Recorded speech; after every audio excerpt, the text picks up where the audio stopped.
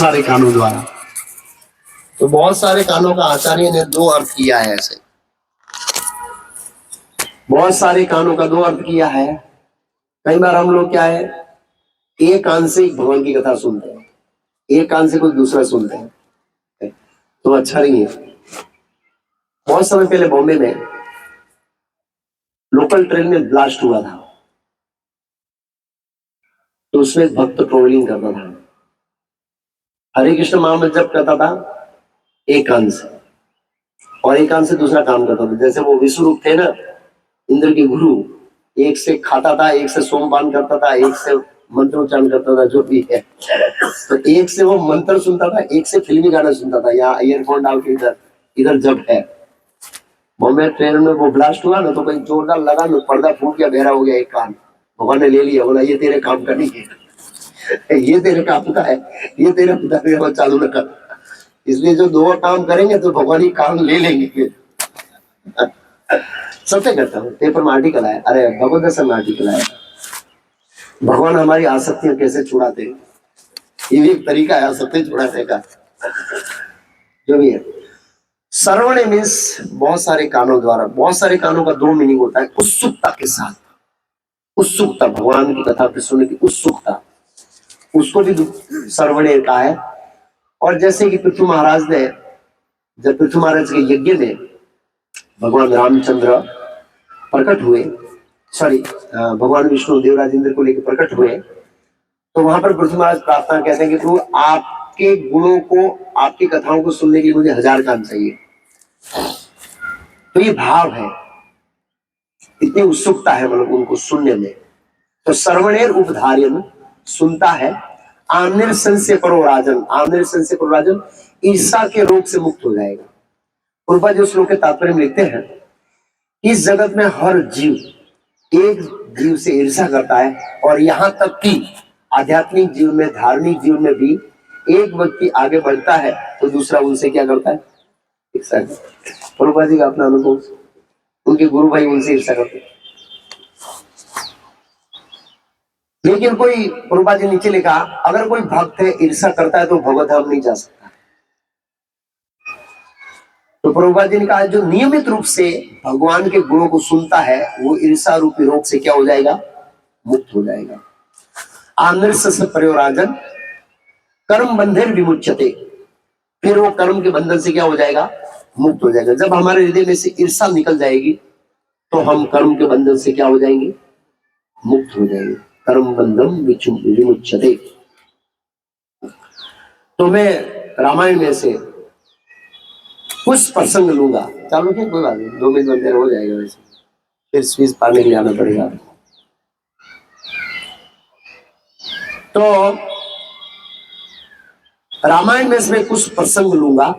मैंने 25 प्रधान शिक्षाएं मतलब नोट डाउन की है, जीवन में उतारने जैसी शिक्षाएं, जिनको हम समझेंगे और उतारेंगे तो कृष्ण भक्ति में प्रगति होगी हमारी।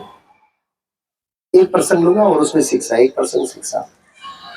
तो पहला शिक्षा है दुसंगति का प्रभाव। किसका प्रभाव? अयोध्या में सर्वविदित था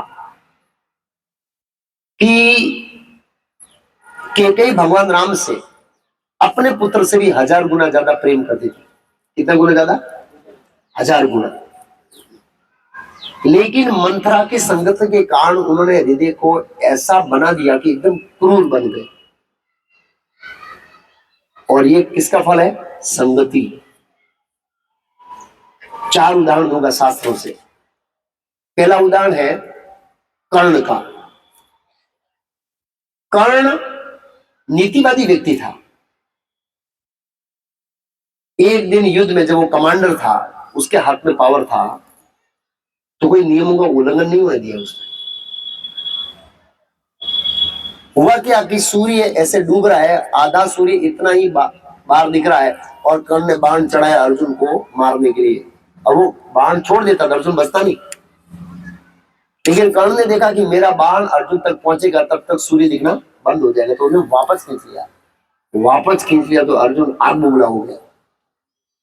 क्षत्रिय था, क्षत्रिय किसी का उपकार और दुश्मन का उपकार तो सहन ही नहीं कर सकता है। रात को पूरा अर्जुन ऐसे चक्कर लगा रहा है, भगवान सोते सोते देख रहे, क्यों आज इतना विचलित? बोला अर्जुन, कर्ण के उपकार के नीचे मैं जिंदा नहीं रह सकता। बोला कौन सा उपकार भगवान ने कहा? कर्ण के उपकार के नीचे मैं जिंदा नहीं रह सकता। कौन सा उपकार? बोला उन्होंने वो बाण छोड़ता तो मर जाता, लेकिन छोड़ा नहीं, और ऐसे करके मेरे ऊपर उपकार किया। क्या किया मेरे ऊपर? भगवान ने बोला तुम लड़ने में व्यस्त था, तेरे को पता नहीं था कि अर्जुन का कर्ण का बात तुझसे पहुंचते पहुंचते सूर्य अस्त हो जाता और नियम भंग होता।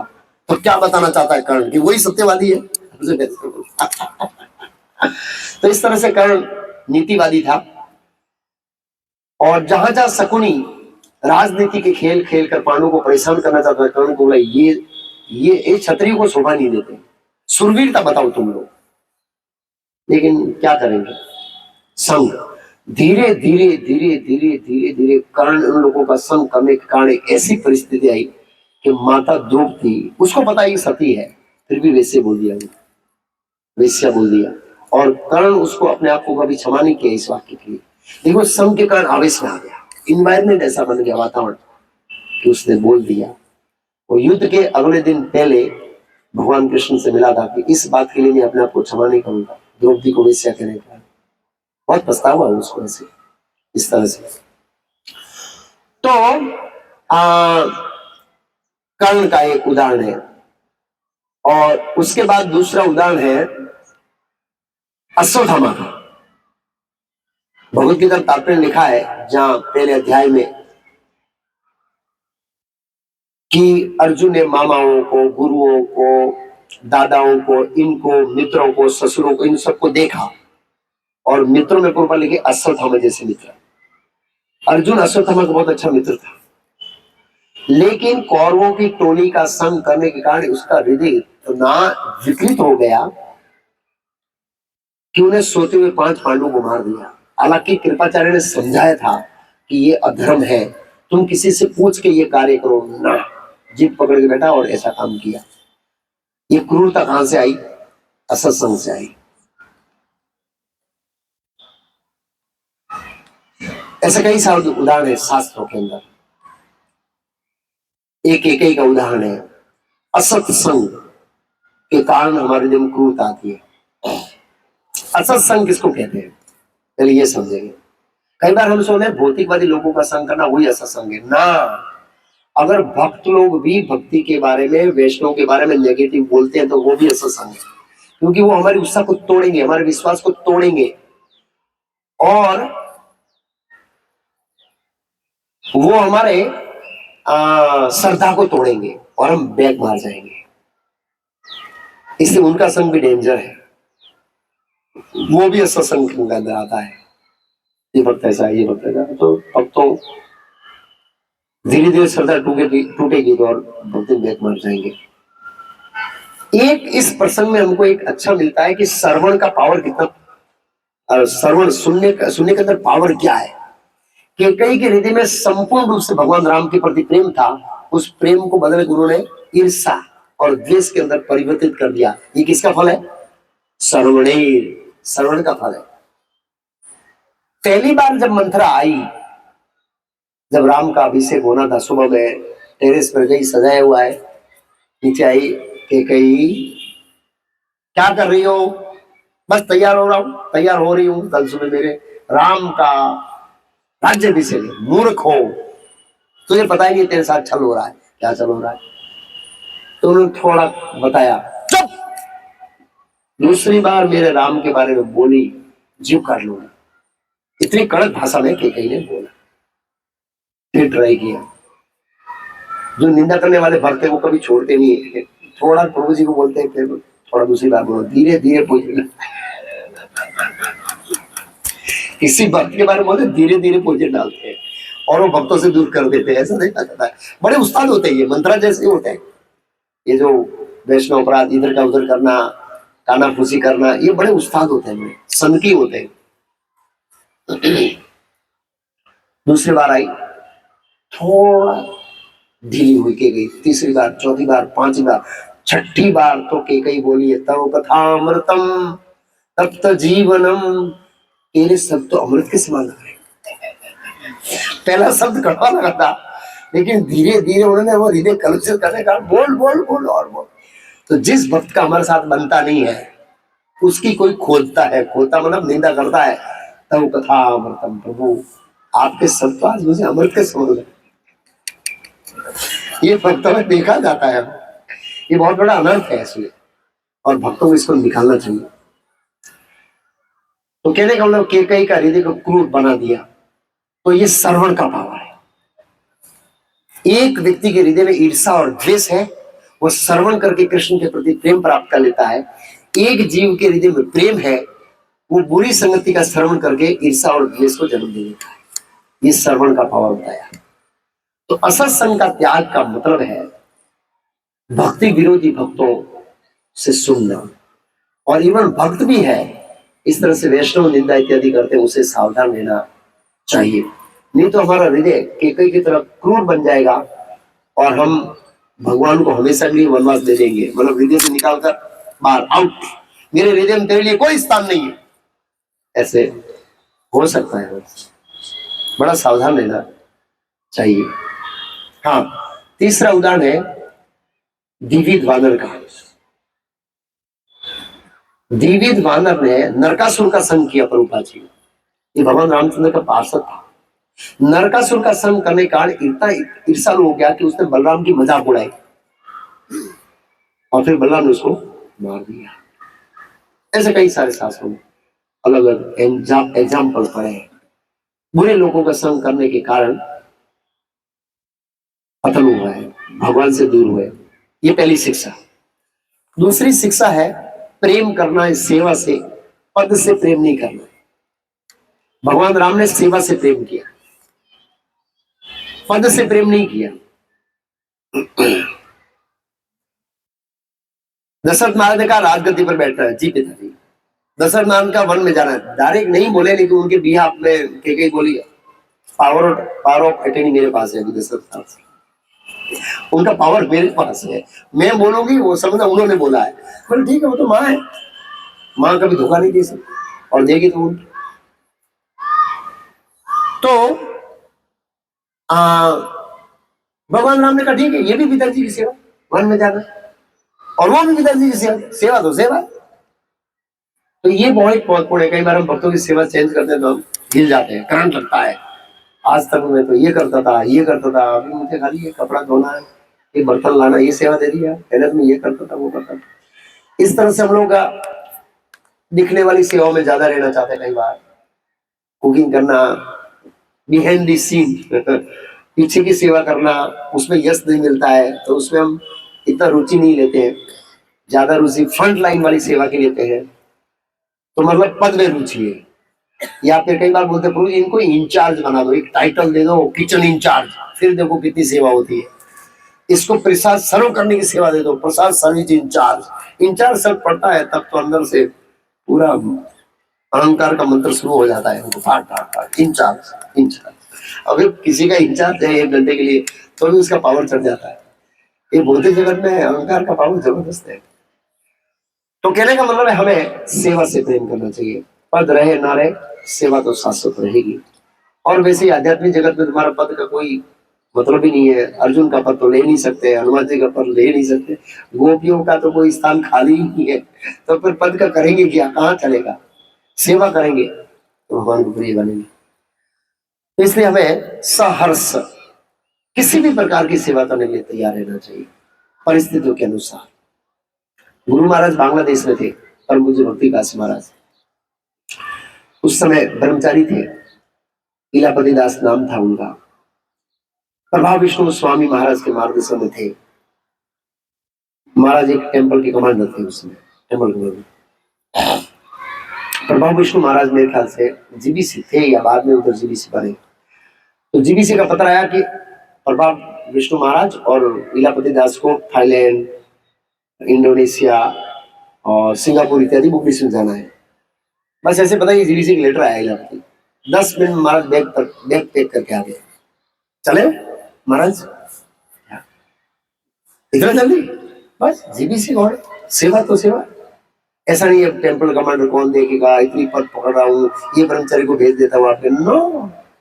बस महाराज को उत्साह आ गया प्रभा विष्णु महाराज को ऐसे ऐसे पश्य न सत, इस तरह से हमें क्या लेना चाहिए। ये दूसरी शिक्षा हुई कि हमें प्रेम सेवा से करना है, पद से नहीं करना है, और यश इत्यादि के पीछे भी नहीं पड़ना है, ये भी हमें ध्यान रखना चाहिए। तीसरा है, जब भगवान को ये वनवास मिला तो भगवान ने मन में सोचा, हास अभी मेरा लक्ष्य, मेरा जो अवतार लेने का वो लक्ष्य है, वो लक्ष्य इस वनवास से पूरा होगा। लक्ष्य था असुरों का विनाश करना। अयोध्या में असुर नहीं थे, सभी असुर कहां थे, वो वन में थे। वन से उनके असुरों की लिंक शुरू हुई, मतलब निसंदेह लंका तो दूर थी, लेकिन उसका कनेक्शन तो वन से हुआ ना। तो वन में जाना उनका क्या था, लक्ष्य था, वन में जाना। तो वो वहां से शुरू हुई। तो भगवान बोला, ये मेरा लक्ष्य असुरों को। ऐसे ही हमारे जीवन का लक्ष्य होना चाहिए, हृदय के अंदर आसुरिक प्रवृत्तियों का नाश करना। हम भौतिक जगत में होने के कारण स्वाभाविक रूप से हमारे अंदर सुषुप्त अवस्था में आसुरी गुण है, और जब वो मौका मिलता है तो आसुरी गुण प्रकट होते हैं। तो हमारा काम, क्रोध, मोह, लोभ, मत्सर इत्यादि, द्वेषा, घृणा, ईर्ष्या इत्यादि, इन सबको नाश करने का प्रयास करना चाहिए। ये तीसरी शिक्षा है। चौथा, प्रतिकूल परिस्थितियों को सही दृष्टिकोण से स्वीकार करने से हमारे जीवन का जो लक्ष्य है उसको पूर्ण करने में सहायता हो सकती है। फिर से समझाता हूं। प्रतिकूल परिस्थिति, एक अनुकूल परिस्थिति, एक प्रतिकूल परिस्थितियों को सही दृष्टिकोण से समझने से हमारा जीवन का जो लक्ष्य है उसको पूर्ण करने में हमको सहायता मिल सकती। एग्जाम्पल, परीक्षित महाराज, श्राप मिल गया, तो श्राप का निराकरण कैसे, ये नहीं सोचे अब इसका फायदा कैसे उठाना है। बोला नित्यम भागवतम से लिया, वो लंबी कथा है लेकिन मैं एक हिंट्स दे रहा हूं। परीक्षित महाराज ने उस श्राप का लाभ उठाने का क्या किया, इसका लाभ कैसे, बोला एक तो अच्छा है कि अनासक्ति छूट गई, दूसरा है कि जीवन का लक्ष्य जो प्राप्त करना है वो तो भगवान की कथा सुनना है। तो उन्होंने अपने कथा सुनने में उस परिस्थिति का पॉजिटिव लाभ उठाया। दूसरा उदाहरण,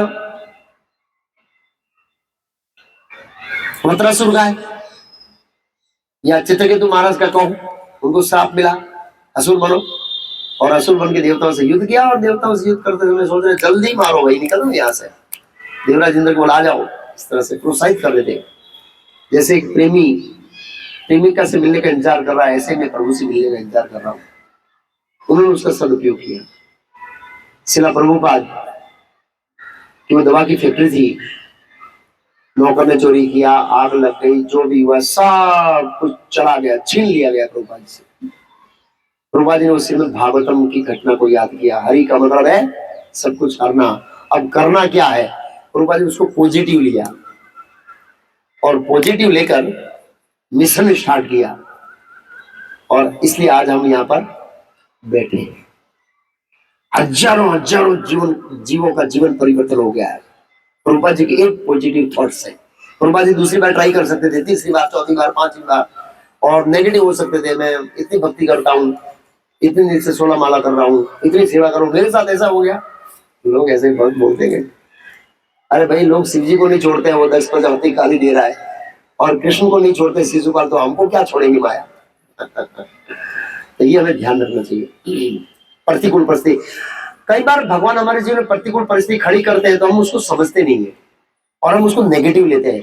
जितने भी भक्त लोग भक्ति छोड़ते हैं उसका सर्वे कीजिए, प्रतिकूल परिस्थिति में वो आउट हुए। यस, भक्ति नहीं छोड़ना।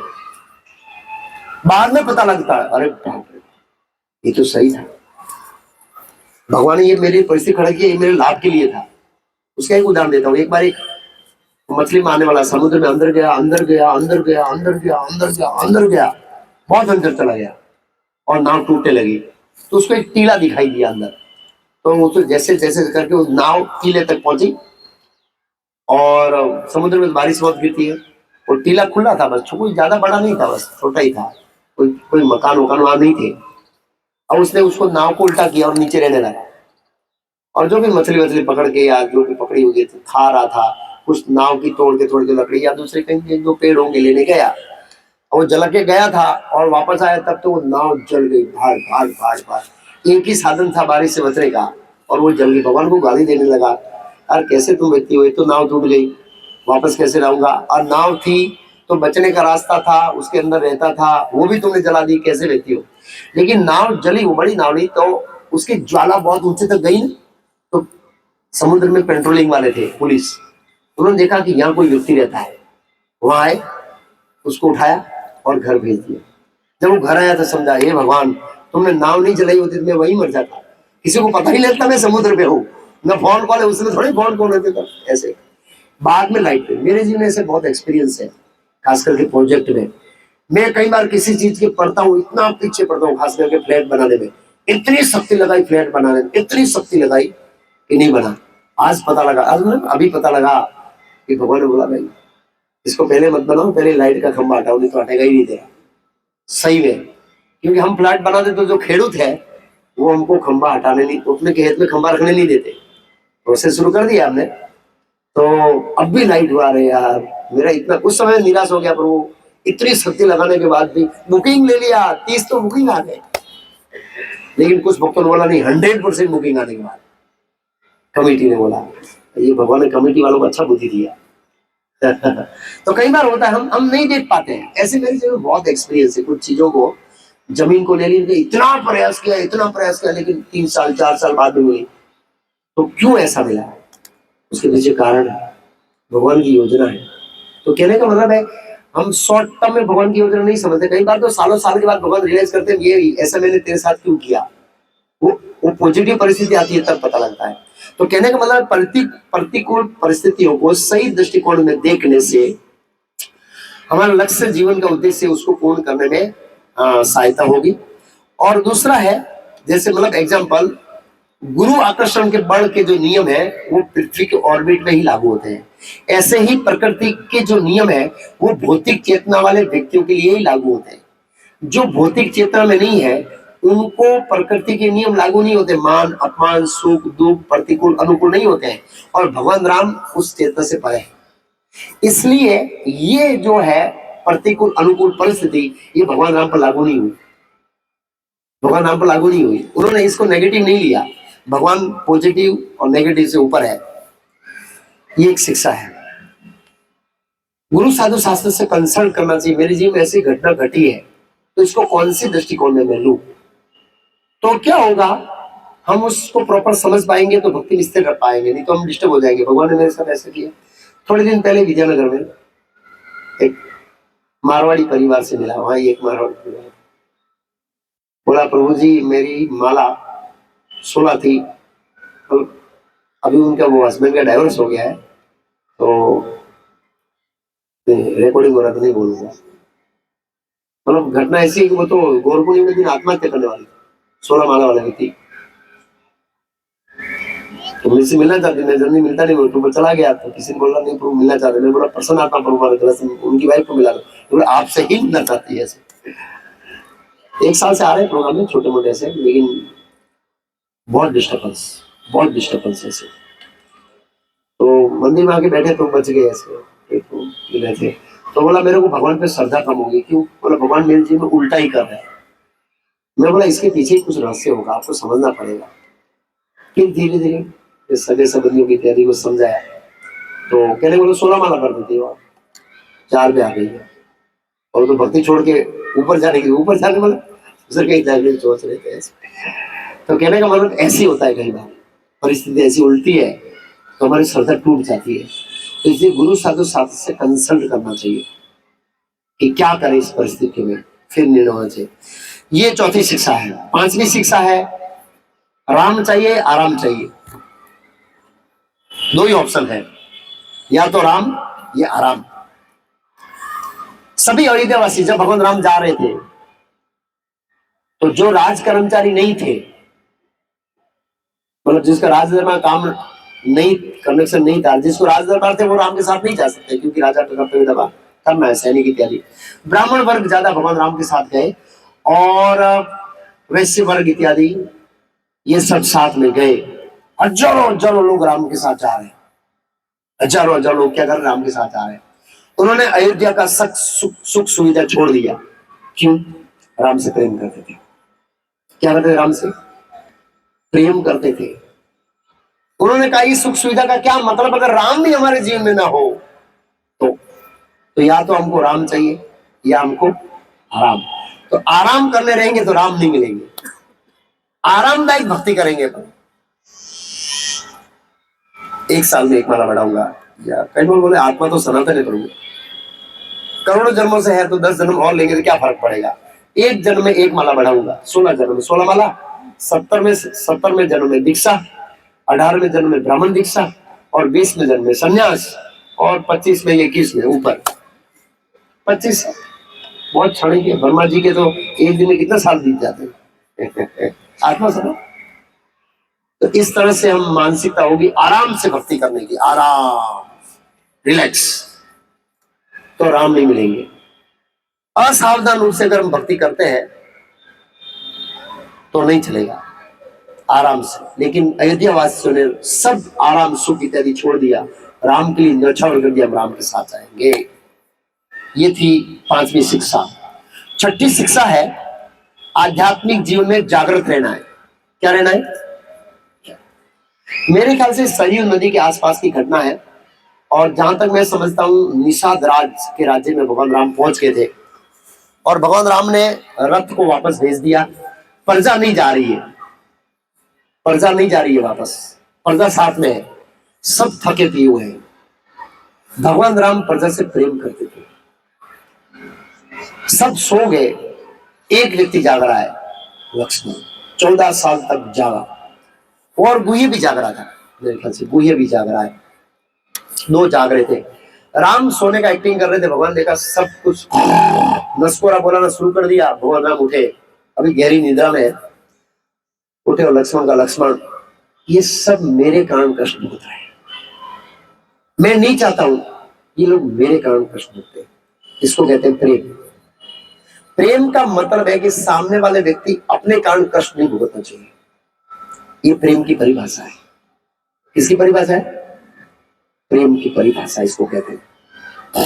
हम बहुत ही जगह पे प्रेम का दूसरा परिभाषा देते हैं, आगे आएगा प्रेम का मतलब, उसमें और डिटेलिंग में आएगा एक प्रेम का टॉपिक। तो भगवान राम कहते हैं मेरे कारण कष्ट भुगतेंगे, हम इनको छोड़ के चले जाते हैं। क्या करके चले जाते हैं? बात सही थी, राम कष्ट नहीं देना चाहते और छोड़ के चले गए। तो क्या है, अगर हम सोते रहेंगे जब में, राम आएंगे और चले जाएंगे, राम चले जाएंगे। क्लास में सोएंगे, राम चले जाएंगे। मतलब इसमें 2 पॉइंट पर ऊपर लिखा, आलस्य और असावधानी होगी तो भक्ति का स्वाद चला जाएगा।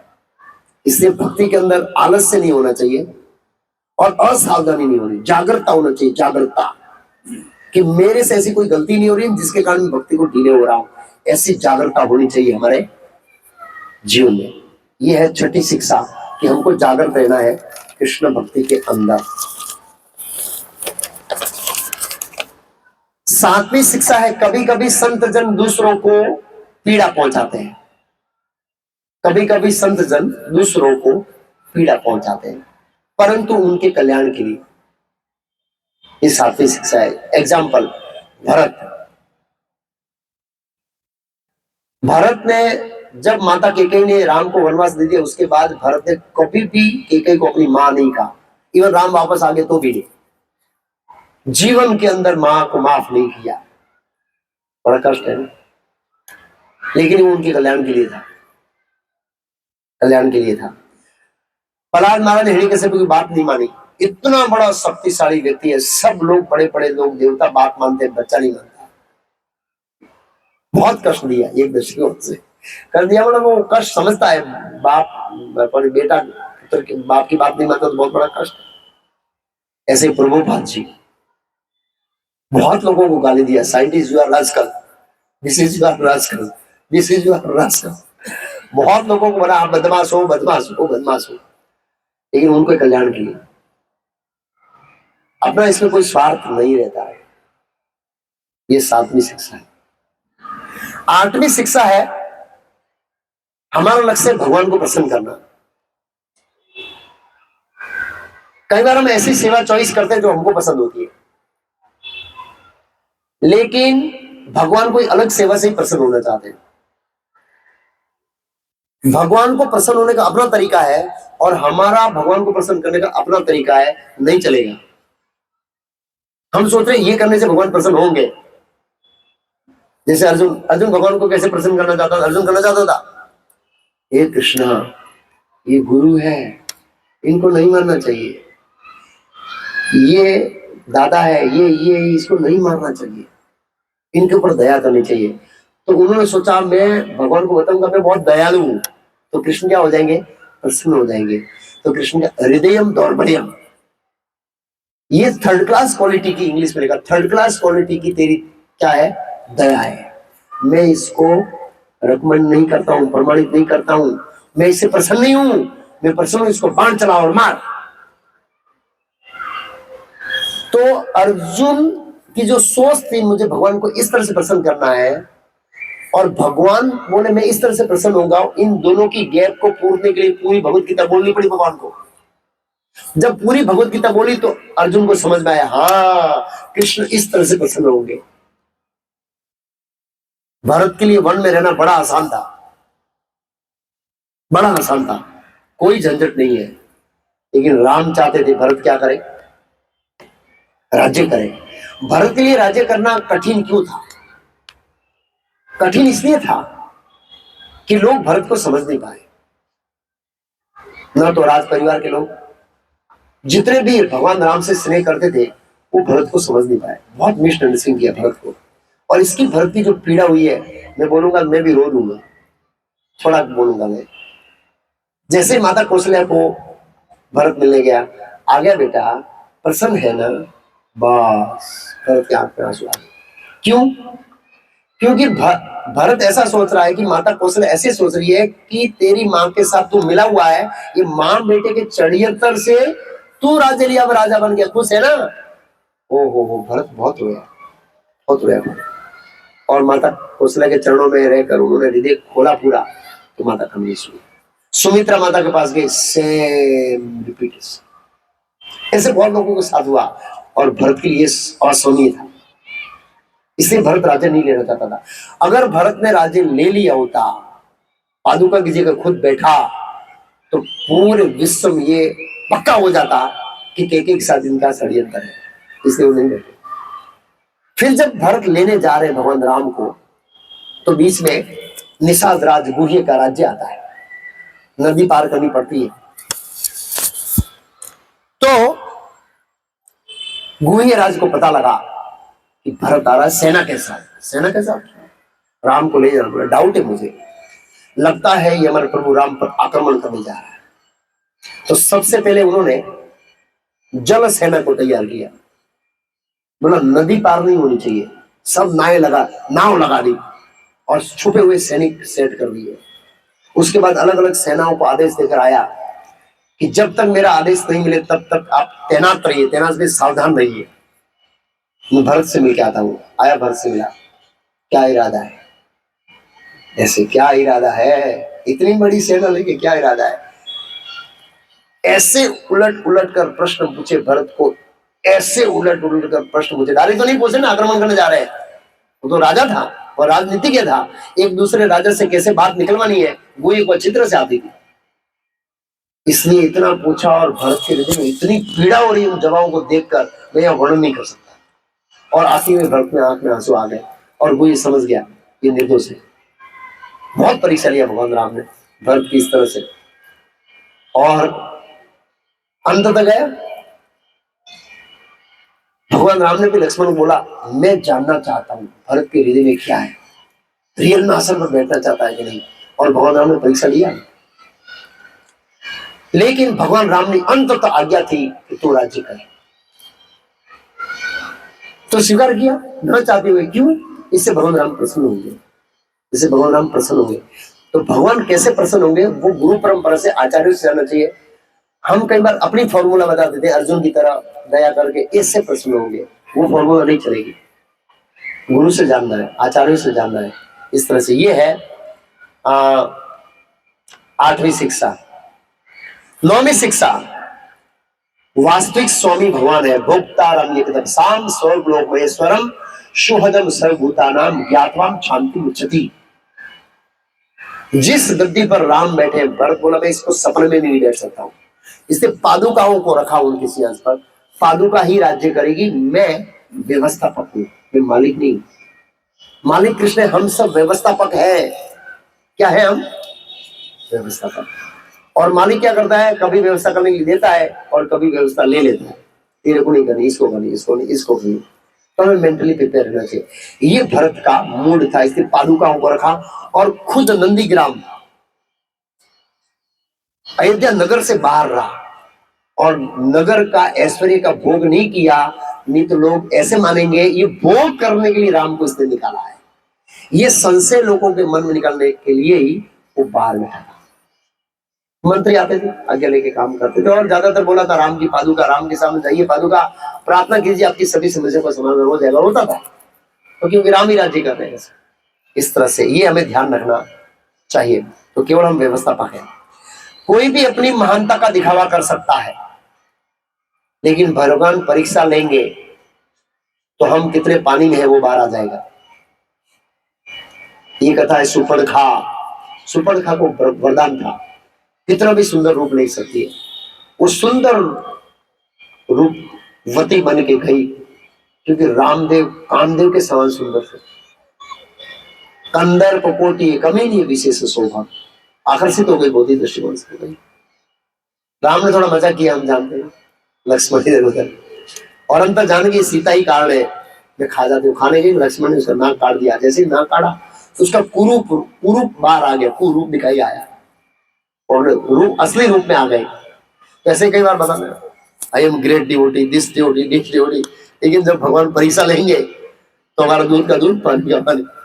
इसलिए हमें अपने स्थान में ही रहना है, दिखावा नहीं करना है कि हम क्या है, महान है। ये हमारा दिखावा नहीं करना है। तो हमारी परीक्षा होती हम कितने सहनशील हैं।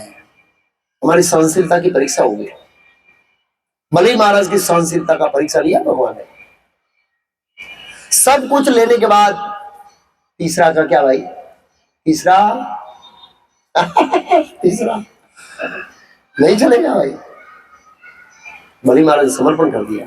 ब्रह्मा जी ने कहा प्रभु बहुत होगी परीक्षा, अभी पास हो गया है। भगवान ने बोला मैं इसकी परीक्षा ले रहा था सहनशीलता की। अडंग है अपने वचन पर, अडंग है वचन पूरा करने के लिए। और फिर बलि महाराज ने भगवान के गुणगान गाए प्रभु। फिर भगवान ने दिया उनको, क्या दिया, सूतलोक का राज्य दिया। सूतलोक में क्या है पता, हीरे मोतियों के पहाड़ है। वहां रावण गया था बलि महाराज से मदद लेने के लिए, पुराण कथा आती है। तो रावण ने बलि महाराज ने भेंट देना चाहता हूं, भेंट, ये हीरे का, ये मोती का, ये सोने का, इसका पर्वत उठा लो। रावण उठा के उठाई नहीं। रावण देखो, भूल जाओ सीता को, भूल जाओ लंको को, ये पर्वत लेके कहीं चला जाओ। अरे वहां पर हिरण्यकशिपु का कुंडल पड़ा था, वो नहीं उठा पाया। बोला तू पिछले जन्म में हिरण्यकशिपु ही था और ये तेरा ही कुंडल है। देख तेरी इतनी शक्ति कम हो गई है। और लास्ट टाइम तो विष्णु से मारा गया, इस समय विष्णु से मारा जाएगा। विष्णु विष्णु भक्ति, चल नहीं चाहिए तेरी हेल्प। गुस्सा होकर चला गया। तो कहने का मतलब ये है, सूतलोक का राज्य दिया, अगले जन्म में इंद्र बनाएंगे। और तो और भगवान बोले मैं द्वारपाल के रूप में खड़ा करूंगा, कोई असुर आ नहीं सकता। और आत्मादेव ने भक्ति का आचार्य बनाया। बोला प्रभु मैंने तो आपके लिए कुछ किया ही नहीं, आप खाली आए वहां, मैंने तो खाली बस आपको नमस्कार किया, उसके सिवाय पूछा किया नहीं। और रिटर्न में मुझे क्या दिया,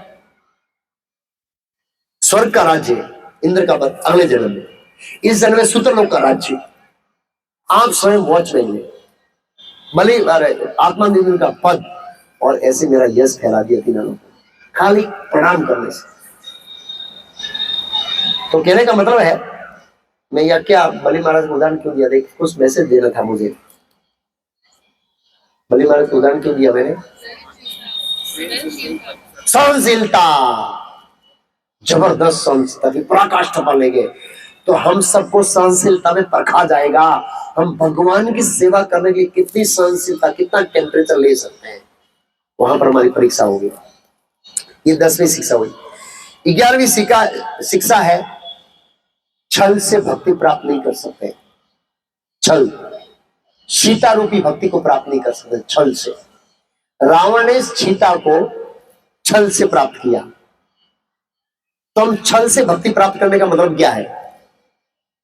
किसी को बताए छल से भक्ति प्राप्त करने का मतलब क्या है? महाराज आशीर्वाद दे दो, मेरा बेड़ा पार हो जाए, मतलब मुझे माला करनी नहीं है, मंगल आरती करनी नहीं है, क्लास अटेंड करना नहीं, बुक खाली आशीर्वाद दो बस हो जाएगा। इसको सस्ती भक्ति कहते हैं। सहजिया भक्ति को कहते हैं सस्ती भक्ति। छल, छल से करना मतलब कुछ मेहनत करना नहीं है, सेवा करनी नहीं है, भाव करना नहीं, बस राधे राधे राधे राधे करना, बस ऐसे इस तरह से। ये छल से हम सीता को प्राप्त नहीं कर सकते हैं। इसमें एक कॉन्सेप्ट और था, मेरे माइंड से निकल गया। छल से भक्ति करने का मतलब क्या है? चिप, सस्ती समझ। छल से, अगर छल से भक्ति लेने की हमारी मनोवृत्ति होगी तो हमें छाया भक्ति हाथ में आएगी। कैसी भक्ति? जैसे रावण के हाथ में असली सीता नहीं आई, कैसी सीता आई? छाया सीता आई। और छाया सीता हमें कष्ट देगी। छाया सीता में दुर्गा, राधा रानी का उल्टा रूप तो दुर्गा देवी ना, एक्सपांशन है ना। तो जब छाया भक्ति आएगी तो आचार्य कहते हैं लोभ और वासना बढ़ेगी, कभी संतुष्ट नहीं होंगे, अहंकार और ईर्षा को जन्म देगी। वो लोभ और वासना अहंकार और ईर्षा को जन्म देगी। जैसे रावण को दिया अहंकार और ईर्षा। इसलिए भक्ति को सस्ती ग्रहण नहीं करना चाहिए। छल से भक्ति करने की मनोवृत्ति हमारे हृदय में नहीं होनी चाहिए। छल से गुरु और शास्त्र के अनुसार हमें ये भक्ति करने का प्रयास करना चाहिए। ये 11वीं शिक्षा है। फिर 12वीं शिक्षा है कि माया की मोहिनी आकर्षण हमें जगत में फंसाकर कष्ट देती है। ये माया की मोहिनी मोहक रूप वाली चीजें हैं, वो माया लुभाती है। ये ले लो, ये ले लो, ये ले लो। ये जितने भी जड़ पदार्थों में हमारी आसक्ति है, इसमें हमको फंसाकर माया कष्ट देती है। जैसे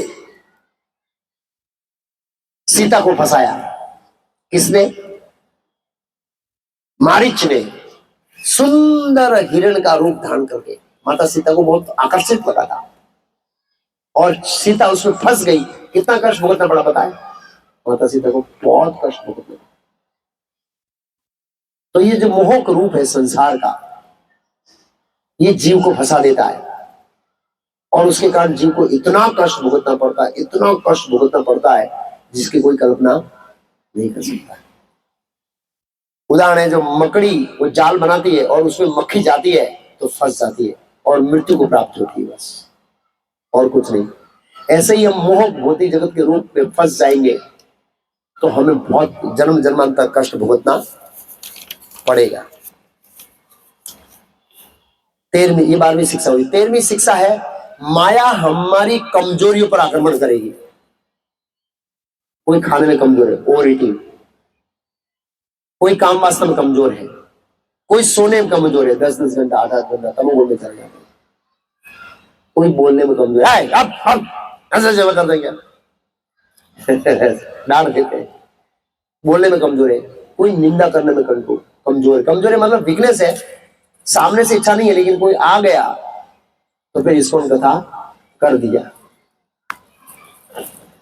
यहाँ तो ये चल रहा है, ये चल रहा है, ये चल रहा है, ये चल रहा है, सब बोल देंगे, वो कमजोरी है।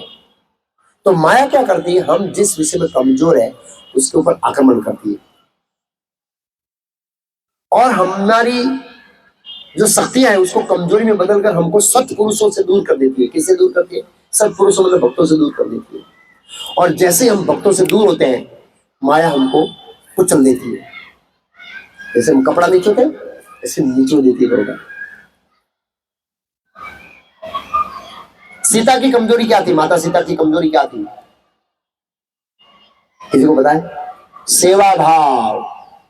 रावण ने उसका सेवा भाव का लाभ उठाया, भिक्षाम देही, साधु बन के गया। हम भी साधु बन के जाते मंदिर में, हाथ जोड़, प्रभु लक्ष्मी जी, लक्ष्मी जी, लक्ष्मी जी आ जाओ घर पे, दिवाली दिन पूजा करते हैं लक्ष्मी। रावण है, नारायण की पूजा साथ में करनी चाहिए। अकेली विनाश का कारण बनेगी, साथ में तो परमानंद का कारण बनेगी। तो सत्पुरुषों से हमारी शक्तियों को कमजोर में बदलकर सत्पुरुषों से दूर करती है। तो रावण ने वो सेवा भाव का लाभ उठाकर माता सीता लक्ष्मण जी के निर्देशों से दूर हो गई। जब तक लक्ष्मण जी के प्रोटेक्शन में थी सीता, वो निर्देश में दूर हो गए। ऐसे ही हम भक्तों के संग में रहेंगे, प्रोटेक्शन में रहेंगे। ये माला बंद हो गई चलेगा, रीडिंग बंद हो गया चलेगा, भक्तों का बंद हो गया तो आपका गया काम, कोई रास्ता नहीं वापस आने का। क्यों माला बंद हो गई? भक्त पूछेगा हरिदास को, कितनी माला चालू करो? 16 से 2 हो गई, क्यों? कल से प्रयास करो, उत्साह मिलेगा, रीडिंग का उत्साह मिलेगा, साधु संघ का उत्साह मिलेगा, प्रसाद का उत्साह मिलेगा। लेकिन भक्त के संग में रहेंगे तो उत्साह, भक्त के संग के नहीं रहेंगे तो उत्साह कौन देगा? जब तक हम वैष्णव के प्रोटेक्शन में, दुनिया की कोई ताकत हमें हाथ नहीं लगा सकती। माया, अपने आप को वैष्णव के चरण में झोंक के रखो पूरा जीवन, बस। इस दुनिया की कोई ताकत आपको कुछ नहीं कर सकती। उसका उदाहरण पिता भीष्म, दुर्योधन गया, कुछ बोला दादा, दूसरे तीसरे दिन युद्ध के। इस तरह से युद्ध थोड़ा ही होता है, ऐसा वैसा बोला। बोला जब तक मेरे हाथ में धनुष्य है, विश्वास रखो कि मैं तुम 100 लोगों को मरने नहीं दूंगा, तुम 100 लोगों को मरने नहीं दूंगा। और जब तक पितामह भीष्म थे, भीम कौरवों को टच नहीं कर पाया हूं। भगवान ने बोला ये भीम की प्रतिज्ञा तो खाली मुंह में ही रह जाएगी, इसका कुछ करना पड़ेगा, ये भीष्म को हटाना पड़ेगा। और जैसे ही भीष्म, जो वैष्णव थे, भगवान के भक्त थे, उन्होंने आश्रय दे रखा है। और भगवान अगर कोई वैष्णव आश्रय देता है ना, उसको टच नहीं करते।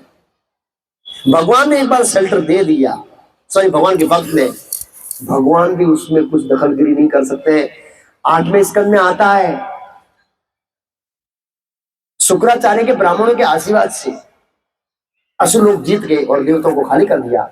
और माता अदिति ने भगवान को प्रार्थना की, भगवान प्रकट हुए और बताया परिस्थिति राज्य है।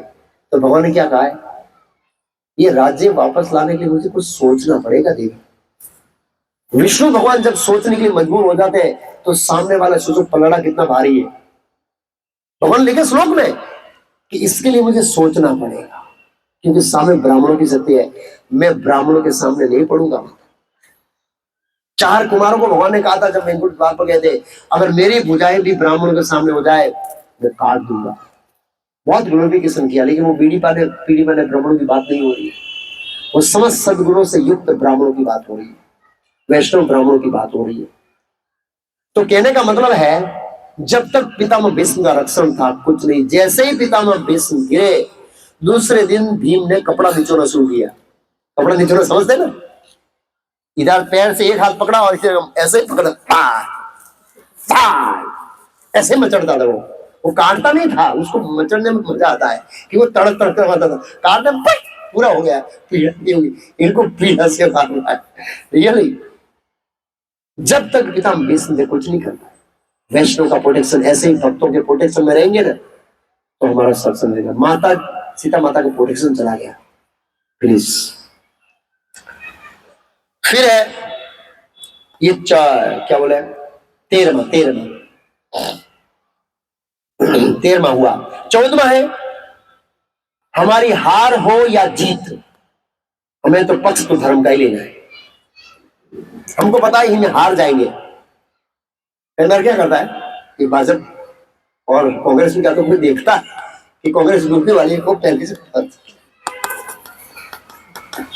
उनको हिंट लगता है, वातावरण ऐसा है भाजपा आने वाली है, या जहां भाजपा डूबने वाली है वहां कांग्रेस, वो भाजपा वाला है कांग्रेस में चला जाता है। हम पेपर में देखते हैं, बोला जो जीतेगा उसके। तो कहीं पर ऐसा होता है कि जहां पर हम धर्म को डूबते हुए देखते हैं तो हम किसका पक्ष ले लेते हैं? अधर्म नहीं। हमें पता है कि यहाँ धर्म डूबेगा, फिर विपक्ष किसका लेना है? धर्म का। ये शिक्षा हमने दिया जटायु महाराज ने। जटायु को पता था कि मैं रावण से जीत नहीं सकता, मेरी उम्र हो गई है और न ही तो मैं सीता को बचा सकता हूं। फिर भी उन्होंने अपने प्राणों की आहुति दी। भगवान राम प्रसन्न हुए, प्राणों की आहुति दी। हम उनकी जगह तो क्या होगा, वैसे तो बचा ही नहीं पाऊंगा, क्यों ना बैठा बैठा हरे कृष्ण करूं, ये भी एक तो भक्ति है। मरने से अच्छा है हरे कृष्ण करूंगा, क्या प्रॉब्लम है। बचा, हाँ माता सीता को बचाता तो प्राण देना कुछ शुभ होता, मतलब वो फलीभूत होता, उसका फल मिलता, बचे नहीं सकते। नहीं, ये प्रसंग अंदर में ये है, भगवान बड़े प्रसन्न हुए जटायु के केस में। वो हार कर भी जीत गया। जीत है भगवान को प्रसन्न करने में, रिजल्ट लाने में नहीं। भौतिक जगत में कोई व्यक्ति प्रसन्न होता है रिजल्ट से, भगवान प्रसन्न होते हैं प्रयास से। रिजल्ट भगवान नहीं देखते, याद रखिए, रिजल्ट भगवान नहीं देखते, भगवान देखते हैं आपने प्रयास कितना किया मेरे लिए। क्यों भोगता में कहते सब, भगवान हमारी वो संघर्ष है, उस संघर्ष के फल को खाते हैं। सफरजन रखा है भगवान के चरण में, कौन कितनी मेहनत से लाया है उसका स्वाद भगवान का बढ़ेगा। नहीं, पैसा कमा दे तो मेहनत होती है, लेकिन कहने का भाव भी है। भौतिक जगत में क्या होता है, जब तक फल नहीं देखेगा सामने वाला प्रसन्न नहीं होगा, और फल नहीं बताएंगे तब तक सामने वाले का स्माइल नहीं आएगा और उसका प्रेम नहीं मिलेगा, कृपा नहीं मिलेगा। कृष्ण परमात्मा के हमारे लिए बैठे, वो भावनाओं को देखते, आपकी भावनाएं क्या थी। मान लो व्यापारी जैसे जटायु है, जटायु पूरा प्रयास किया फिर भी सीता माता को बचा नहीं पाया, तो राम बोलते तू कर जा, ऐसे बोल सकते थे, लेकिन उन्होंने अपने ऐसे गोद में लिया। भगवान राम ने गोद में लेके, उनकी आंख ऐसे दिख रही थी, आंखों के आंख, और भगवान राम ने, रामायण के अंदर राम भगवान ने कोई कृत्रिम शब्द नहीं बोला, ये पहले से समझ लीजिए। वो सब राम के शब्द है, हृदय से है, सब शब्द हृदय से। भगवान को फ्लैटरिंग करके या चापलूसी करके सेवा लेना नहीं चाहते, ये हमें ध्यान रखना चाहिए। कई बार राम में ऐसे ऐसे शब्द बोले हैं, हमको लगता है ये तो मस्का पॉलिश कर रहे हैं या फ्लैटरिंग कर रहे हैं या फिर ये चापलूसी कर रहे हैं। नहीं, हृदय से भगवान राम ऐसे थे। तो भगवान राम ने कहा, हे लक्ष्मण, मुझे अभी तो सीता की विरह से भी ज्यादा विरह जटायु का हो रहा है, क्योंकि इसने मेरे लिए प्राण दे दिए। प्राण हम बोलते हैं इस दुनिया में, मैं तेरे लिए प्राण दे दूंगा, लेकिन जब जमता नहीं है तो बोले मैं तेरा प्राण ले लूंगा। एक व्यक्ति मैंने देखा, एक जगह पर मैं सत्संग में जा रहा था, एक बार उदाहरण दिया ना तो सिटी का नाम बोल के तो वो व्यक्ति का फोन आ गया, मुझे मेरा उदाहरण नहीं, लेकिन वो उदाहरण देना शिक्षा प्रद होता है। देखो सुखदेव गोस्वामी भी शिव जी की कौन सी कथा बता रहे, मजाक वाली, मोहिनी अवतार में, लेकिन उनका पर्पस क्या है, विष्णु को स्वरूप परिवार स्थापित करना, इसलिए उनको मजाक लगा नहीं था। लेकिन लोग सोचते हैं ये तो मजाक उड़ा है, मजाक नहीं है। तो वो विदेश में रहता था, उनकी भाई को बैंक में जॉब करती थी, और मैं वहां लेक्चर देने जाता था, और वो डिस्टर्ब था, माला शुरू कराया, 1 माला 2 माला 3 4 माला तक आ गया। एक जो भी बार को प्रोग्राम होता था मैं जाता था, मैं कुछ आज माला नहीं की, क्यों, आज कोर्ट में डेट थी, कोर्ट से डेट और माला का क्या संबंध है। बोला नहीं, वो वाइफ मिलने आती है तो गुस्सा नहीं आता माला करते तो, इससे बिना माला किया जाता तो गुस्सा आता है कोर्ट में वाइफ के ऊपर। तो मैं सोच रहा था, एक दिन बोल रहा था मैं तेरे लिए प्राण दे दूंगा, अब बोल रहा है मैं तेरे लिए प्राण दे। तो बहुत संसार ऐसा है, कभी भी व्यक्ति प्राण देने वाला प्राण लेने वाला हो सकता है, ये संसार ऐसा है। जटायु ऐसे नहीं, रियल में प्राण दिया उन्होंने, भगवान प्रसन्न हुए। रिजल्ट नहीं देखा, भगवान ने बोला प्रयास। भौतिक जगत में हमारे प्रयास से व्यक्ति प्रसन्न नहीं होता है, भौतिक जगत में हमारे प्रयास से प्रसन्न, रिजल्ट से ही प्रसन्न होता है। ऐसे एग्जांपल देता हूं, मान लो एक भक्त है, मैं भक्त की बात कर रहा हूं, कपड़े का व्यापार शुरू किया है, खूब मेहनत किया, खूब पसीना बहाया, महीने के अंत में 1 रुपया घर में नहीं है, माता जी प्रसन्न होगी?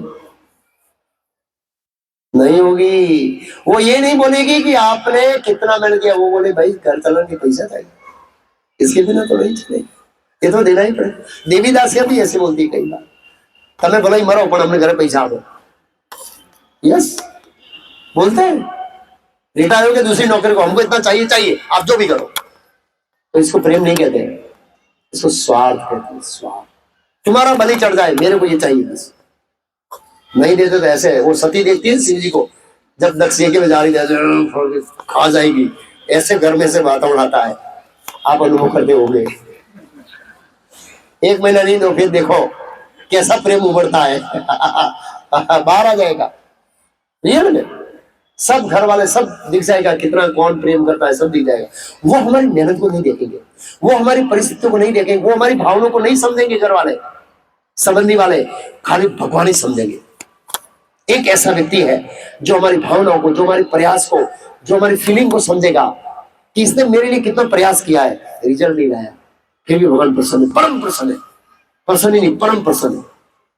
तो ये बहुत महत्वपूर्ण है। यहाँ पर हमें प्रयास करना है, रिजल्ट किसके हाथ में? भगवान के हाथ। भगवान हमारे प्रयास से प्रसन्न होंगे, कितनी भूख गई है उससे प्रसन्न नहीं होंगे। लेकिन कई बार हम लोग बहुत ज्यादा भूख जाती नहीं, हम निराश होते हैं। निराश मत हो, भगवान ने देखा है तुम्हारा प्रयास, लीडर नहीं देखता है। अरिंदास बोलते कितनी 2 ही बात में भगवान देखते यार, इतने कितना घर घर घुमा 2 महीने बेचारा नहीं गया। भगवान देखते हैं, एक पॉइंट है, भगवान को बताए, उनकी फीलिंग समझते। एक एग्जांपल से तो यहाँ पर ये हमको है, भगवान को भगवान प्रसन्न होते हैं हमारे प्रयास से। इसका मतलब ऐसा नहीं है कि फल अर्पण नहीं करना चाहिए, फल अर्पण करना चाहिए जो भी है, लेकिन वो फल कई बार हम सक्सेस होते हैं, नहीं मिलता है, परिणाम नहीं आता है, तो भी भगवान प्रसन्न होते हैं, उसकी चिंता करने की जरूरत नहीं। और समय आने पर भगवान उसका प्रतिफल देंगे उस प्रयास का। ये थी 14वीं शिक्षा। फिर आती है 15वीं शिक्षा, सबरी से। सबरी सब जब छोटी थी माता, तो मातंग ऋषि उनके गुरु थे, उन्होंने कहा राम आएंगे, तैयारी कर। रोज साफ करती, रोज फल फूल कंदमूल लाती, रोज पानी इत्यादि जो भी भरना था, फूल तिलक रखना, हार फूल जो रोज। आज दिया, परसों, अगले दिन, अगले दिन, अगले दिन, अगले दिन। उसके गुरु भी शरीर छोड़ दिया, उनकी टीम में सब बद लोग थे, वो भी शरीर छोड़ दिया, वो आश्रम में अकेली। तो कहने का मतलब एक दो लोग, उनका उत्साह बना रहा, सॉरी धैर्य। भक्ति में आगे बढ़ने के सबसे पहले क्या होना चाहिए? उत्साह। उत्साह के बाद क्या आता है? निश्चय। और निश्चय और उत्साह है, लेकिन धैर्य नहीं होंगे। हमारा धैर्य है ही नहीं। गुरु महाराज भरू से आ रहे हैं, कहां पहुंचे? पूरा अभी अगले से निकले, कीर्तन बंद कर दो, कामरे चौकड़ी आए तो फोन करना, कीर्तन चालू करेंगे।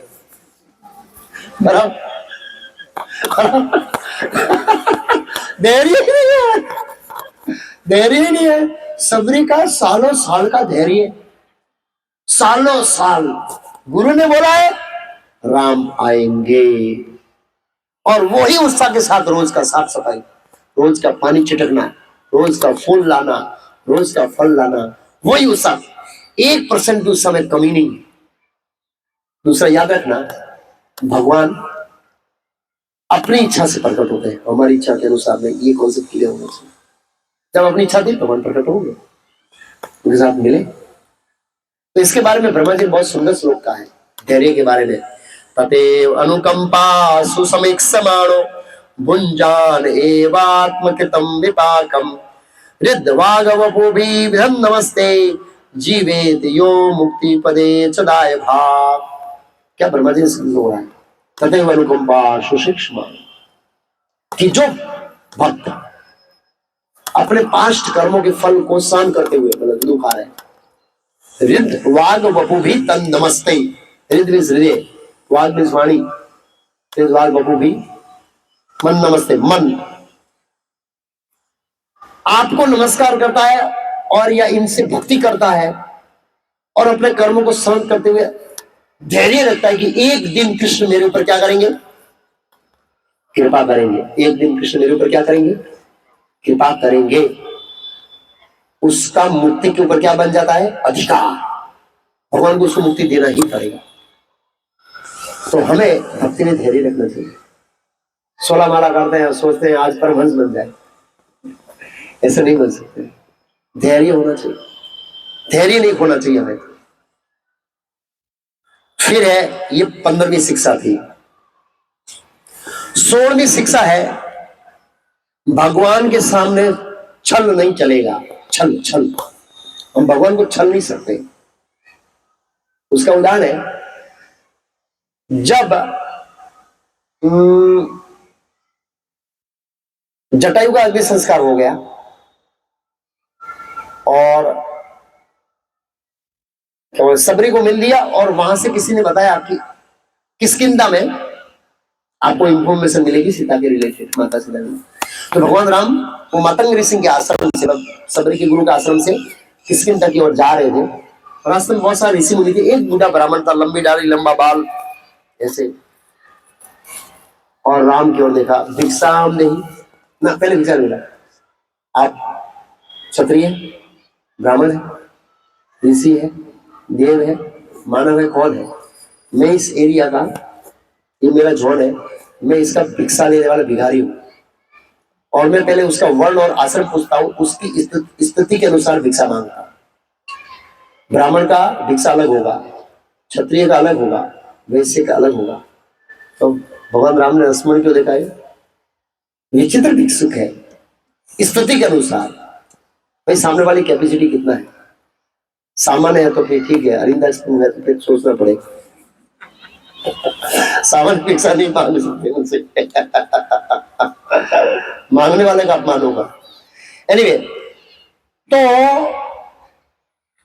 भगवान राम ने देखा, ऐसे देखा, आप भिक्षा मांगो, इतने बड़े धनवान व्यक्ति को भिक्षा? आपको मैं धनवान लग रहा हूं? बोला हाँ। कैसे? हीरे मोतियों का हार पहना हुआ है तुमने, हीरे मोतियों का हार पहना हुआ है तुमने, और भिक्षा मांग रहे हो? आपको दिखता है मेरा हाथ? हाँ दिखता है। ये आपके साथी है, उसको दिखता है? लक्ष्मण को नहीं दिखता है। दूसरे ऋषि को, इनको दिखता है, आप लोग को नहीं दिखता है। बस तुरंत सर्वधर्मान परित्यज्य, आप मेरे प्रभु है शाश्वत। राम के पैर पकड़ लिए। वो हार किसने दिया था पता है? ब्रह्मा जी ने दिया था। जब हनुमान जी छोटे थे, वो कथा नहीं करूंगा, समय हो गया, सूर्य निकल गए थे, राहु को निकल गए थे, निकल के मुंह में पकड़ के रखा था, और वज्र को हाथ में पकड़ के रखा था। इंद्र ने मारा, उसे ऐसे पकड़ लिया। वज्र को धारण खाली इंद्र कर सकता है, और विष्णु, और कोई नहीं कर सकता। जैसे हनुमान जी ने वज्र पकड़ा तो इंद्र सोचता ही तो विष्णु का अवतार हो गया लग रहा है, इसकी पूंछ भी है, वामन अवतार, ये अवतार, ये सब गंधर्व अवतार लिया लग रहा है। चुपचाप वहां से भाग गया इंद्र, और डर गया कि यार विष्णु के अपराध कर दिया। तो हनुमान जी, तो सब देवता आए और उनको हनुमान जी को आशीर्वाद दिया, बहुत लंबी कथा है। उसके बाद लास्ट में बोला, ये आशीर्वाद सब नकामा है, रियल ये आशीर्वाद है, आप इससे अपने शाश्वत स्वामी को पहचान पाएंगे इस भौतिक जगत में। वो ये हार दे, उनको जो हार दिखाई देगा, जिस व्यक्ति को हार दिखाई देगा, समझना वही आपका स्वामी है। आप उससे पहचान पाओगे, और वो आपको पहचान पाएगा कि आप उनके शाश्वत सेवक हैं। और भगवान को हार दिखा तो हनुमान जी ने सरेंडर कर दिया, मतलब भगवान राम ने उसको पहचान लिया। तो भगवान उनको पहचान लेते हैं, इसलिए भगवान से छल नहीं करना चाहिए। जो है प्रस्तुत करना, प्रभु मैं ये पाखंडी हूँ, दुष्ट हूँ, पापी हूँ, पतित हूँ, भगवान को बोल देना है। तो कई बार भक्त बोलते हैं, इनको तो पता ही है, तो क्या बोलने की जरूरत है, इनको तो पता ही है सब कुछ, हम ऐसे हैं, तो बोलने की जरूरत क्या है? क्यों बोलना चाहिए भगवान को? हम डॉक्टर के पास जाते हैं, डॉक्टर को पता है बीमार है इसलिए आया है, भी डॉक्टर बोलते क्या तकलीफ है, बोलना पड़ता है ना, तब इलाज शुरू होता है ना, बोले नहीं शुरू होता है, तो भगवान को बोलना पड़ेगा। भगवान को पता है, फिर भी भगवान को बोलना पड़ेगा, और भगवान को अच्छा लगेगा।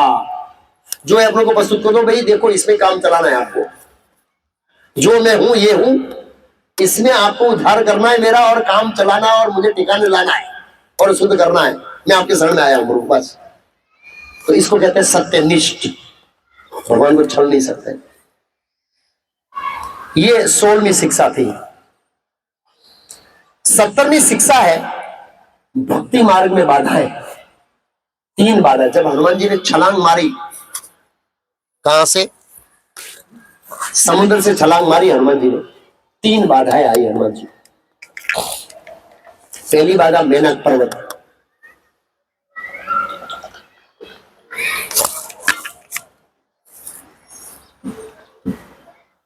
मेनक पर्वत,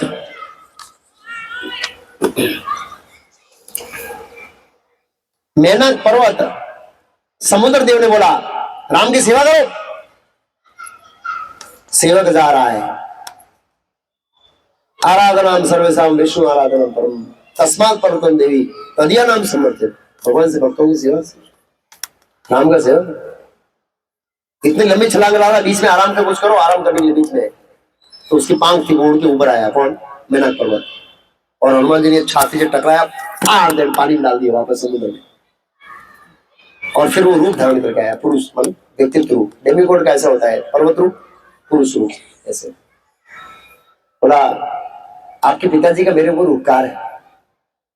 ये देवराज इंद्र पाखे काट रहे थे पर्वतों के, क्योंकि पर्वत उड़ रहे थे और ऋषि मुनि ऊपर बैठे थे और वो डरते थे गिरा देगा गिरा देगा गिरा देगा। और तब से सभी ऋषि मुनि कहाँ रहते? पर्वत में रहते और पर्वत उड़ते रहते हैं। ऋषि मुनि का ध्यान टूट जाता है, साधना टूट जाती है। देवराज इंद्र पाखे काट दिया, मेरी पाखे काट दो तो पवन देव आया और मुझे यहाँ फंसा दिया। और वास्तव में वो पर्वत मेनक पर्वत है ना, वो पाताल लोक से असुरों को निकलने का रास्ता था। देवराज इंद्र ने वहां पर फिट कर दिया उसको, और फिर देवराज इंद्र आंखें नहीं काटी और वहां फिट कर दिया, रास्ता रोके तू यहाँ पड़ा रहे। तो बोला तेरे पिताजी का उपकार है जिसके कारण आंखें नहीं कटी, तो मैं सोचता तू आराम ले ले। राम की सेवा में मुझे आराम नहीं करना है। राम गिरा के अंदर रो रहा है, तो मुझे आराम करने की बात कर रहा है। पीछे बंदर खड़े बेचारे, ऐसे आंख लगाए बैठे, कब हनुमान जी जाएंगे, कब आएंगे, वो चिंतित है, आराम नहीं कर। आपके सम्मान के लिए ऐसे चरण स्पर्श किया और चले गए।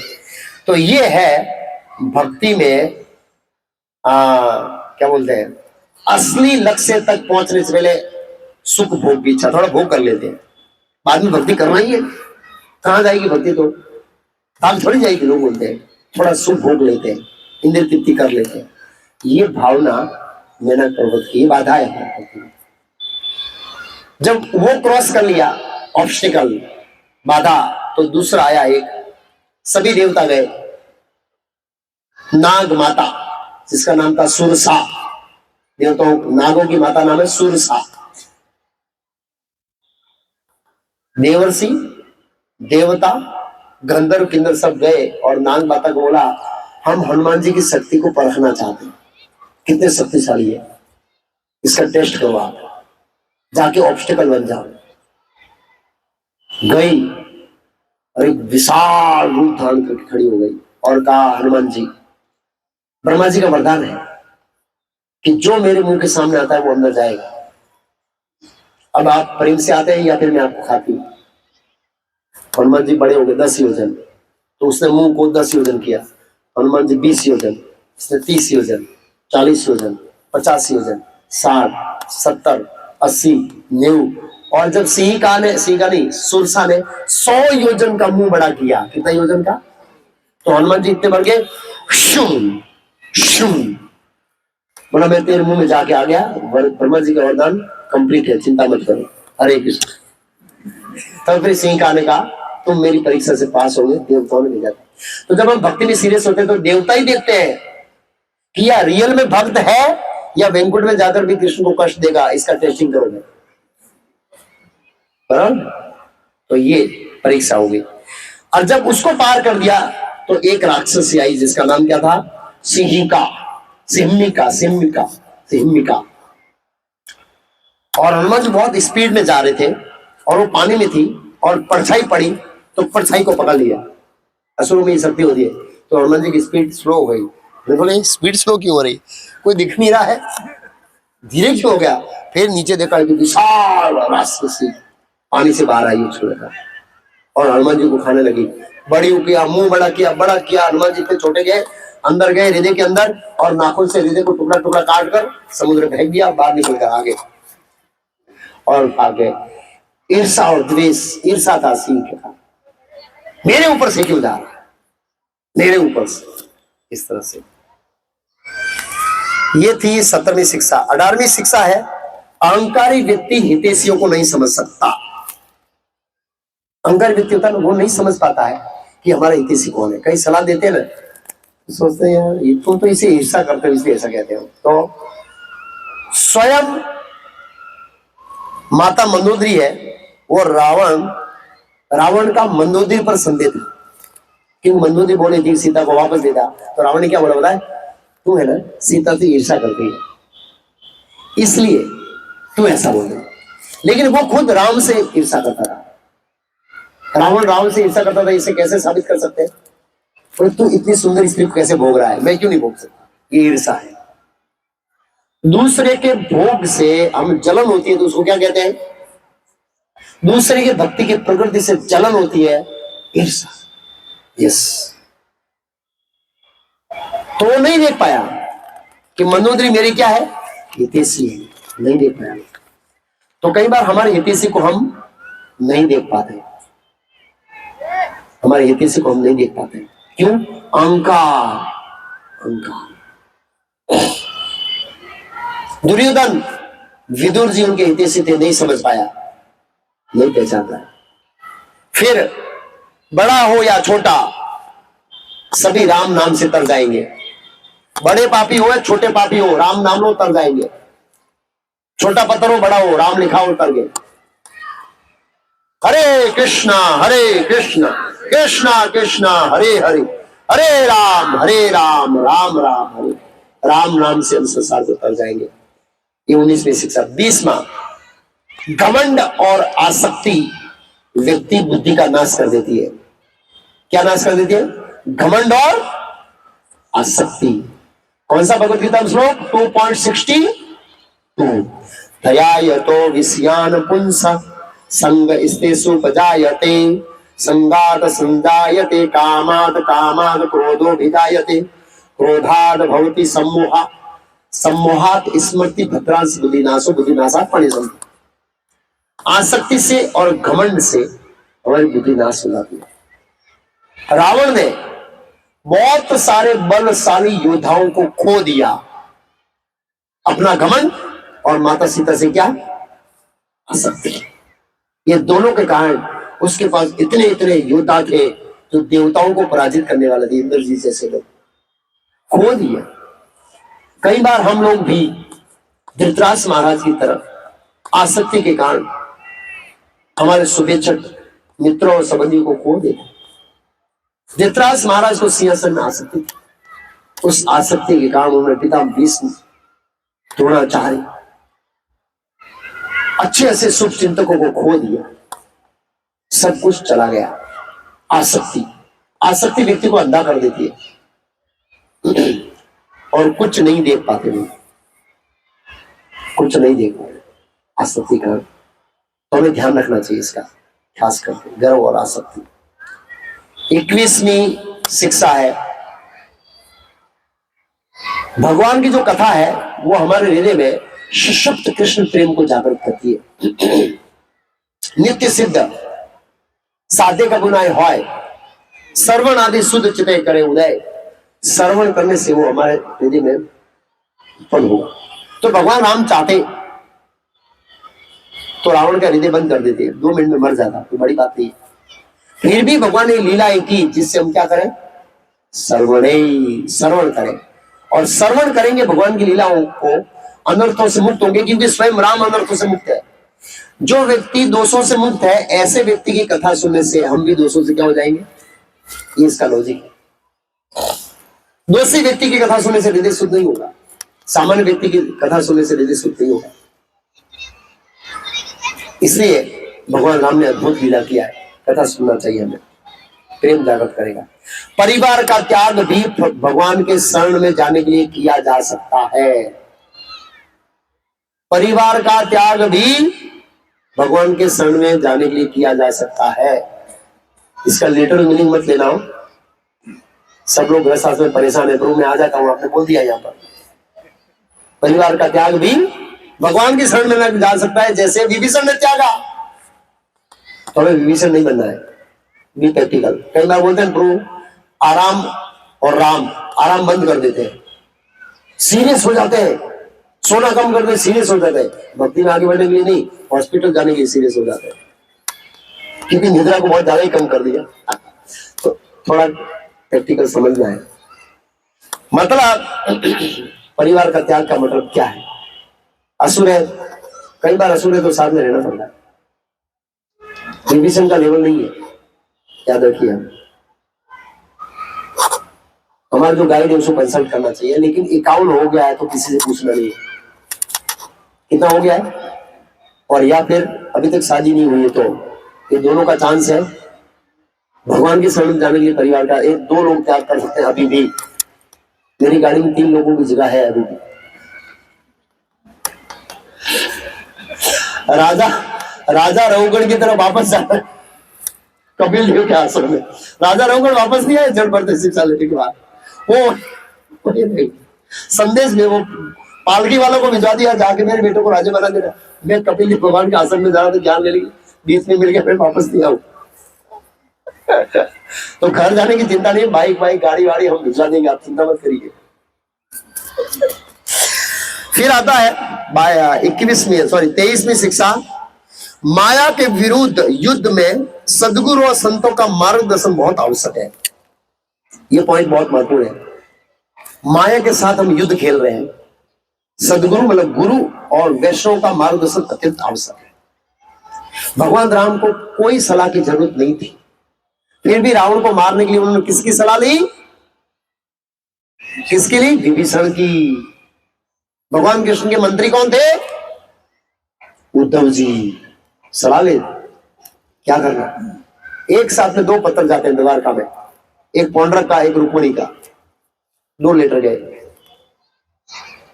भगवान ने उद्धव जी को दिया, इसमें से कौन सा केस पहले हाथ में लेना है? बोले दुष्ट को तो बाद में मार देंगे, भक्त की रक्षा पहले, रुक्मिणी हरण पहले करो। तो कहने वाले भगवान को कोई सलाह की जरूरत नहीं, लेते हैं। तो ऐसे ही आध्यात्मिक जीवन में मरते दम तक हमें सलाह लेना चाहिए। जब हम ऐसे सोचते हैं कि अब हम इसको में 25 साल हो गए, हमको सलाह की कोई जरूरत नहीं है, गए काम, सक्सेस नहीं हो सकते। ये हमें शिक्षा है। 24वीं शिक्षा है, अंतर मन से राक्षसों को समाप्त करने के लिए भक्तों की कृपा अति आवश्यक है। क्या करने के लिए? अंतर मन से राक्षसों को मारने के लिए, राक्षस वृत्ति को मारने के लिए भक्तों की कृपा अत्यंत आवश्यक है। भगवान राम ने किसके बाण से रावण को मारा? किसी को बताए? हाथ खड़ा करेंगे थोड़ा। हाँ बोलो। अगस्त्य मुनि ने स्पेशल अस्त्र दिया था, तो ये वैष्णव कृपा हुई। मतलब राम एक मनुष्य राजा का रोल कर रहे और वो एक संत महात्मा है, उसके आशीर्वाद से वो ब्रह्मास्त्र मिला और दिव्यास्त्र मिला, वो विशेष अस्त्र उससे मारा। तो कहने का मतलब अंतर मन से असुरों को मारने के लिए संतों की कृपा बहुत। लास्ट, भगवान राम का स्वागत दीप जला के करें, बाहर नहीं, अंदर दीप जलाना है। अंदर दीप जलाने का मतलब क्या है? हृदय में भक्ति और प्रेम का प्रकाश बढ़ना चाहिए। हृदय में किसका प्रकाश बढ़ाना है? भक्ति और प्रेम।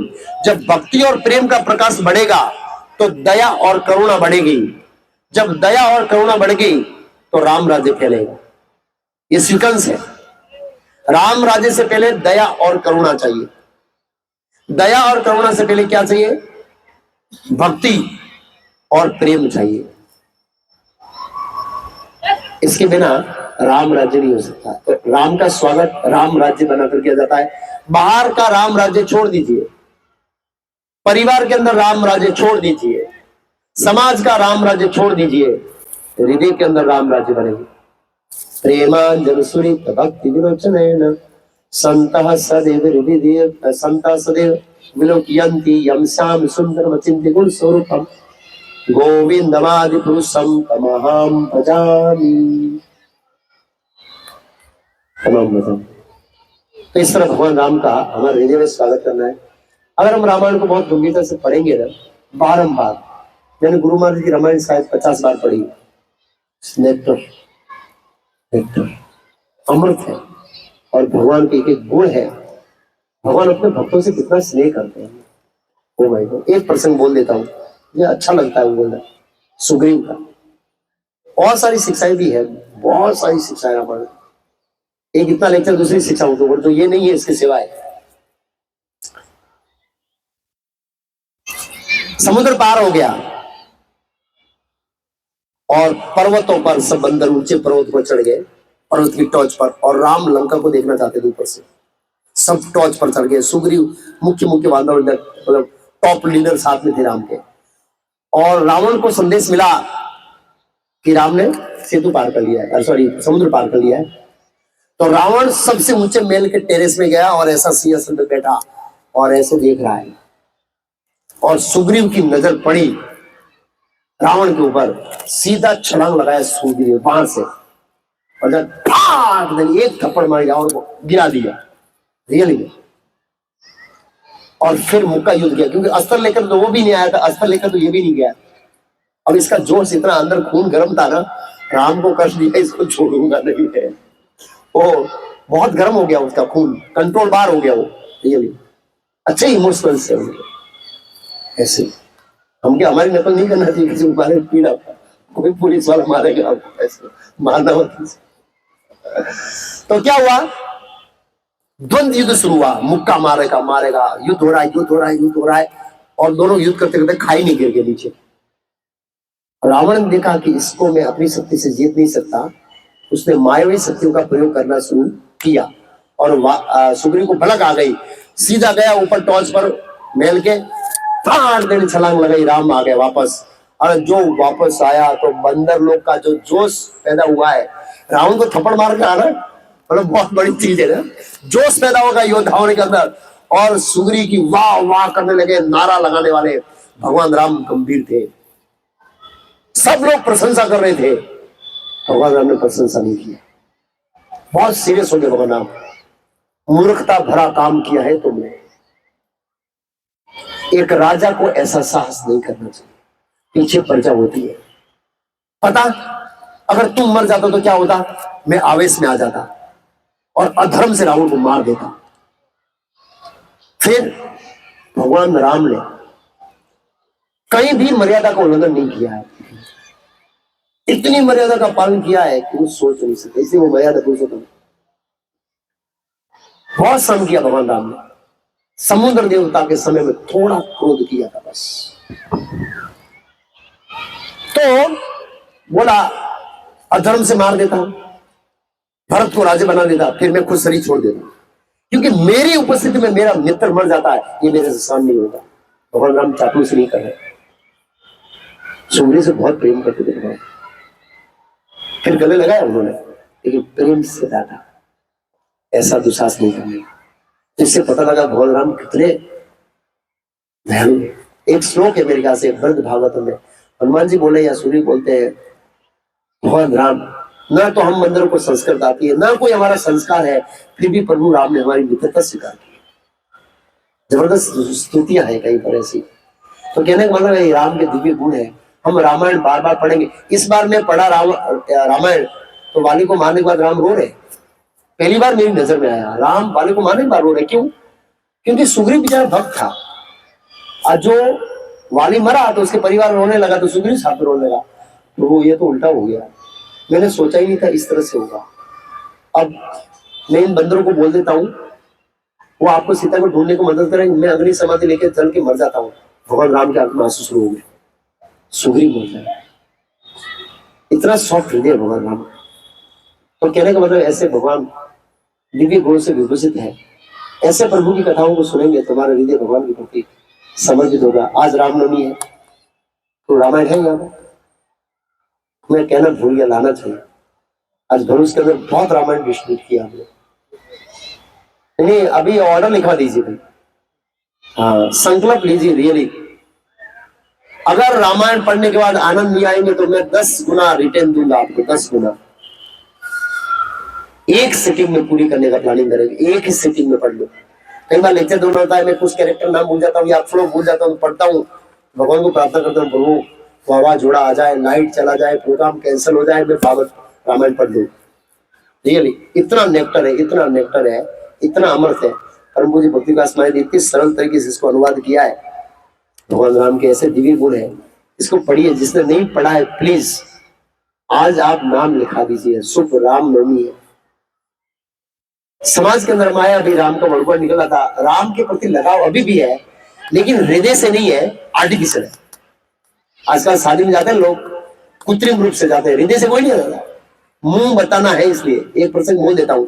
मेरे एक बहुत बड़ी पार्टी थी डोनर, वहां कहीं रिसोर्ट रखा था महिसागर के किनारे, 5 किलोमीटर के अंदर शादी। मेरे को फोटो देना था, बोले साधु है इसमें बैठूंगा कैसे? तो बोला महाराज 10 बजे फोटो देने का नंबर आएगा। मैं 10 बजे मेरे को वहां पर भूल जाना, कैसे भी करके मैंने वरराजा को फोटो दिलवा दिया। फिर मैं सोच महाराज देखिए यहाँ बैठिया, हम जान लेके आते हैं, बाद में आपको मिल जाएंगे।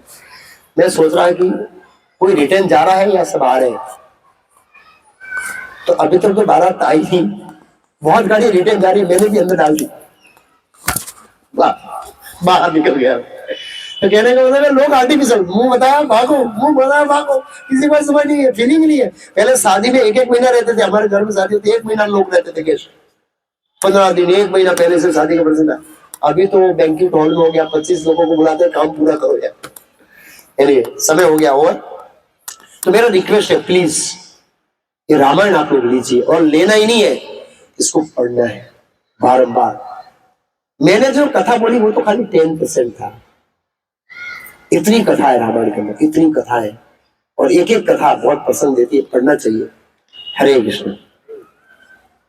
भगवान रामचंद्र जी की, सीता राम लक्ष्मण हनुमान की, रामनवमी महामहोत्सव की। 50 साल से पहले ऐसा ही सीन था, खाली हैलोजन नहीं थी बस। गांव में लोग बत्ती जलाकर ओटले पर बैठकर, न पंखा है न फ्लोरिंग है, ऐसा ही है जैसा ही, ऐसे ही जमीन पर ही कर देते, राम का फोटो रखते, तुलसी रखते, और ऐसा ही सीन, और वो भी सूरत की ऐसी ओपलेंट सिटी है। हरे कृष्ण। है ना, उसमें समय तो हो गया, लेकिन आज तो रामनवमी है, ठीक है।